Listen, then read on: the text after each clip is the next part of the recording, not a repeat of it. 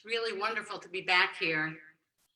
It's really wonderful to be back here at a healing space. I feel like I've been gone for a very long time after being away for so long. It's been a long time since I've been here and giving a message, and it feels beautiful to be back at a healing space. I really was on a journey. As many of you know, that in May, my father died, and he died in a nursing home with COVID, and it was very painful because I couldn't be there. It was so painful to not be able to be there. And then after that, my brother went into the hospital the next week with a embolism thing. And so I got in the car and I went up to Connecticut, and I was there for my brother, and I was able to be there sorting through memories, sorting through a lot of things from my father's life and from my mother's life. And it was so poignant because I would find myself grieving one moment and then laughing the next moment with my brother. And it was a very profound time of ups and downs. And I noticed that we would be laughing through our tears quite often. At the same time, we were holding all of this pain. We were also holding all of this joy. It was very sad. I stayed there for 3 weeks, and I got closer to my brother than I've ever been before. And I was so sad to leave him. And I cried all the way home, 2 days for leaving him and my family in Connecticut. And at the same time, I'm bursting with love. And that love is a measure that pain of loss is a measure of the love that we feel. And that love is seated in great joy. And I really wanted to talk about that.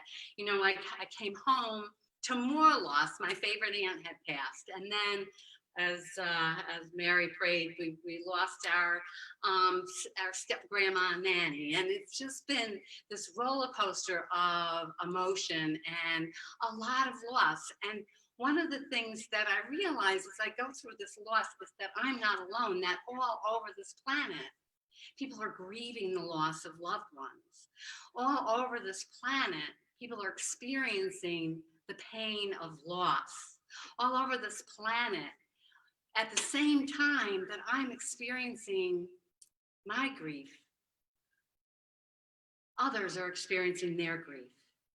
And that this is a universal condition, this pain that we go through. And it really is part of life. And in this pain, the ability to be grateful sustains us. The ability to be grateful for the life of the one that we lost. To be able to be grateful for the love that we had for those people that are allowing us to feel this pain. Grateful that we knew them, grateful that we were able to touch their lives and that they were able to touch ours. It really is important for us to remember gratitude in the midst of our pain, especially the pain around loss. Grateful that we have a spiritual connection, grateful for existence, grateful for this beautiful planet. We can experience and do experience joy and pain simultaneously. The capacity of the human heart is so great. Our capacity to love and our capacity to feel pain and our capacity to feel joy is wondrous. It's wondrous. And it's a testimony to the depth and the breadth of our human complexity that we can hold all of these.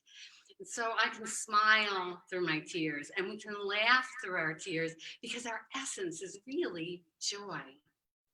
And loss is a part of life. And we cannot avoid the pain of loss. To avoid pain is to avoid life. To avoid pain is to choose not to live, because it's in our vulnerability, it's in the vulnerability of our open heart that we experience life. Our willingness to love, to risk loss, is critical to experiencing our life fully.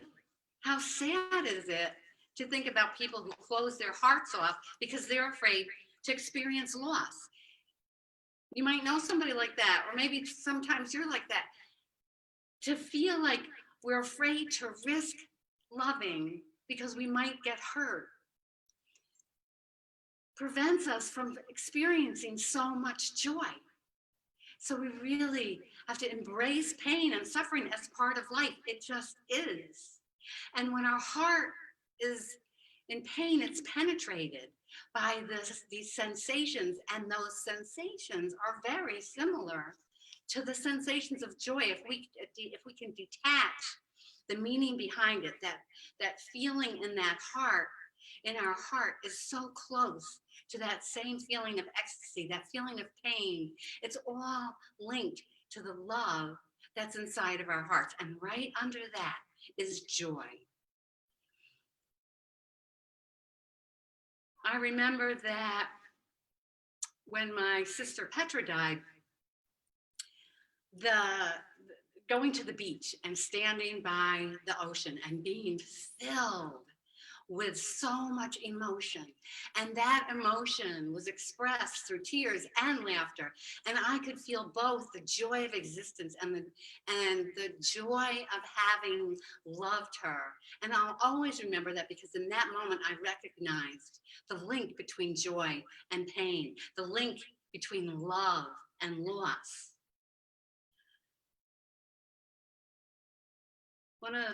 I read an article by a woman, and her name was Barbara Smith, and she says, trust in pain ordained necessity.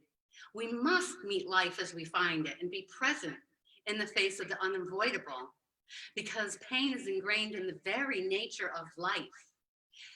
Birth requires pain. Every day on the planet there's suffering. And as accepting this as part of the agony of the universe is how we develop compassion. When we realize that our pain is universal pain, our hearts expand. Our hearts can expand to be compassionate for all of those on the earth that are suffering right now. When we realize that our pain is being felt by multitudes, we transcend that ego sense of that this is my personal injury. It's not our personal injury. It's part of our existence. And that capacity for pain is our capacity for love. And as we grieve, it's about the love that we feel underneath that pain. So we want to learn to greet that pain with an open heart and to allow it to come through us. In the Shambhala Buddhist tradition, they talk about the bodhisattva holding pain in the light of the joy and the light of the infinite love in our heart. And that's how the healing occurs, when we have our capacity to hold pain simultaneously with the light and the love of joy. And you've heard me talk before about walking through hell as if it were heaven, which is from Don Miguel Ruiz's book, Beyond Fear. He says, walk through hell as if it were heaven. Now, sometimes this existence can feel like hell, with loss, with grief, with fear. But the heavenly part is recognizing the divine in each person that we meet, recognizing the divine beauty in all, recognizing the heaven is recognizing our connection to the divine, and recognizing that we are one with the divine, and that we are not this body, that we are eternal. That's where we find heaven, in the face of hell. And right now, for many of us, we're experiencing some of the darkest times in our lives. Some people are very alone and isolated with no one, and in fear of going out of their homes.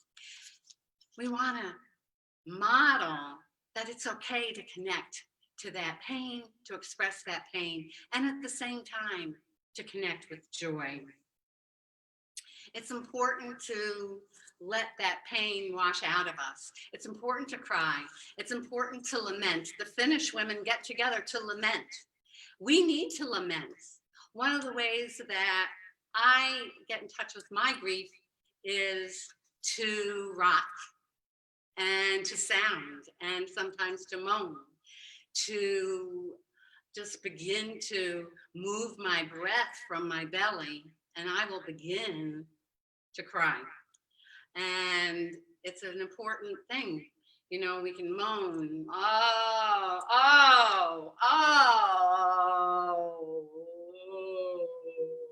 and I rock, and sometimes I beat my breath. Oh. And if I were to do that for another moment, I would start weeping and wailing. And if you feel that you have unexpressed grief, you can beat your heart and you can wail and you can weep and you can moan and you will release and you will feel better and the sun will come out. The sun will come out and you will feel better. The pain is like the rain and we need that to wash away our grief. And then we come into the clarity and the sparkling sunlight. You know, the expression that our joy is like the sun and our grief is like the rain comes from a song that you'll hear at the end of our service tonight. It comes from Mays, Beverly and Mays have this song. Sun is like the rain and grief is, sun is, joy is like the sun and grief is like the rain. And we do need both of them. We want to be able to feel our feelings and come into the sunshine. And then we have to allow the grief so we can have joy. How clear the air is after the storm and how bright the sun is when the rain stops. And you know, Joel Osteen, I listened to recently, and he talked about the necessity of suffering and that we all go through these times and we must go through these times of suffering. And I liked something that he said, which is, we don't want to pitch a tent in that valley of suffering. We don't want to live there. We don't want to start identifying so much with our pain that that becomes our reality, is what he's saying. We don't want to pitch a tent there. We want to go through it. We're supposed to move through it. The rain comes and it goes, and then the air clears and we feel so much better and things are lit with color. And the rain will come again and it will wash again and the sun will come out again. It's a cycle. It's the cycle of life. We have to remember that joy is really our nature. Joy is really our nature. It's our essence of being. We are divine sparks of the Creator. So joy is our being. The Hindus say that we are existence, knowledge, and bliss, that is what life here is: existence, knowledge, and bliss. And we all have, as Max and Mary read in the Holden reading, we have that eternal spark of joy within us. It's part of our fabric of our being. So many of us deny our own joy because we don't feel like we deserve it, or we feel like we must occlude our joy because so many people in the world are suffering.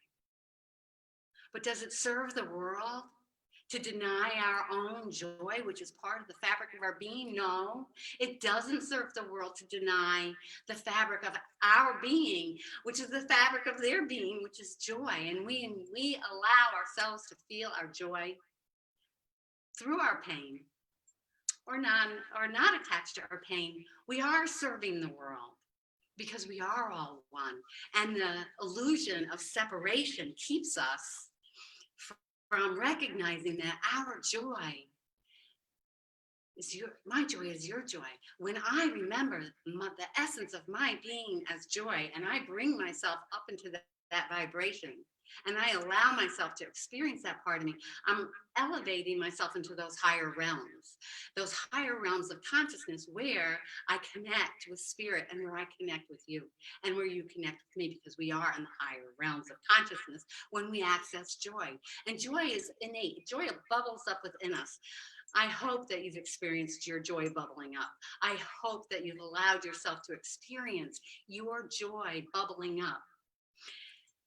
So many of us don't allow ourselves to feel those feelings, and we feel like, well, if the world is suffering so much, I too must suffer. And we do. We innately suffer, and we are innately filled with joy. And we can tap into that joy in the same way that I access grief by moaning and beating my chest and allowing those feelings to come up. And if you try it, you will find those feelings coming up.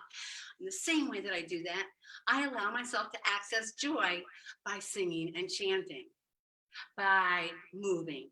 One of the things that, one of the movements that brings me joy is bouncing, is that motion. Chanting, Hindus do japa and mala, and a lot of traditions have chanting or mala mantra as part of their traditions. And I find that if I do a mantra and a joyful mantra, that stays, whatever the mantra is that I practice in the morning or whenever I practice, it stays with me throughout the day. It becomes a song in my heart. So if I am repeating the mantra, Holy Spirit fills me with joy. Holy Spirit fills me with joy. Holy Spirit fills me with joy. Holy Spirit fills me with joy. Holy Spirit fills me with joy. Holy Spirit fills me with joy. Holy Spirit. And then maybe I'll start chanting it. Holy Spirit fills me with joy. Holy Spirit fills me with joy. Holy Spirit fills me with joy. And if I keep repeating it, when I stop, that mantra is beneath my day. And I hear it. My soul, my spirit is humming it. We can be humming a mantra in deep within us all day long, under whatever it is we're doing. Repetition really helps. Mantra really helps. Chanting really helps. Movement really helps. Putting on a joyful song and dancing, expression, really helps us connect to our joy. And we deserve to connect to our joy because it's who we are. It's who we are. And when we allow ourselves to connect to our joy, we're helping others connect to their joy. We're modeling. And another way to connect to your joy is to remember the most joyful moments of your time. Now, I just want to say, joy is different from happiness. Happiness, we are happy. We're happy when we get a promotion at work. We're happy when something good happens for us or one of our loved ones. We're happy when the sun comes out. We're happy when something that we've wanted to happen for a long time finally occurs. Joy is in the fabric of our being. We don't need anything to happen for us to be joyful because it is the nature of our being, and we want to open to that nature of our being.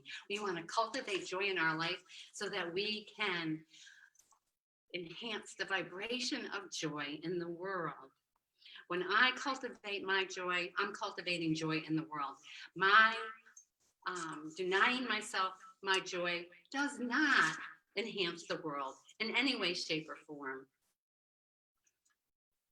We get to choose our path, and we can choose a path of joy. We can choose a path of joy. And part of choosing our path of joy is allowing our pain and recognizing our pain as the human condition, as part of the human condition. And that our joy is also part of the human condition. And so we want to recognize our joy and we want to feel our joy. We want to choose that higher path. We can choose that path of joy, choose to remember that that's our essence. We come to Darshan here to celebrate the divine, and that brings us up to a higher realm. That brings up to a level of joy because we are remembering the divine, and that makes us joyful, and we connect. And we feel joy because we are remembering our essence, and we are raising the vibration. And we are shifting into the higher realms. Now, this is the new evolution of consciousness. This is the birth of a new consciousness. When we take responsibility and remember our innate